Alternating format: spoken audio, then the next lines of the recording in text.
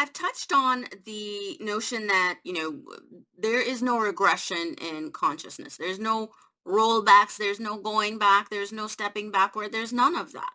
The mechanisms of evolution, the mechanisms of consciousness expansion, when you look at them, have a kind of fail-safe, if you will, to ensure that forward movement, because forward movement is an expression of learning. Evolution itself, consciousness, has learned that something doesn't work. So it's gone, nope, that's a no. That's not what life does. That's not what life's about. So a new standard has been established. When that occurs, the old state, the previous expression, whatever it may be, the previous standards, is sort of rendered obsolete. It's inaccessible. You can't go back to it. You can't access it. It's sort of partitioned off behind some evolutionary firewall, if you will, to use tech terms, because that's kind of my background. Those are the kinds of analogies I can provide. But it's essentially inaccessible. It can't be done. You can't roll back to something that has been made inaccessible.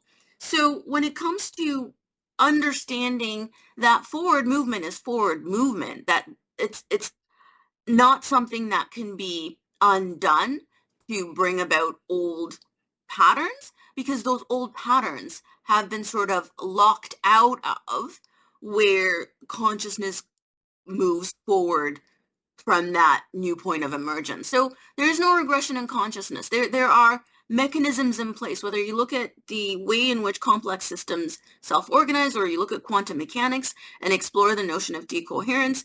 There are sort of multi-dimensional processes in place that ensure that life unfolds in a forward-moving way, where when new values, new standards, new expressions, new complexities, new levels of order are realized, that new state becomes a protected state that becomes a new norm. It can't be interfered with. Nothing can be done about that new state. That both within a classical physics understanding or a quantum mechanics understanding, that new state is going to require immense amounts of energy to change itself. So that new norm becomes that thing that just, becomes what we know now. That's how life unfolds. And, thank heavens for that.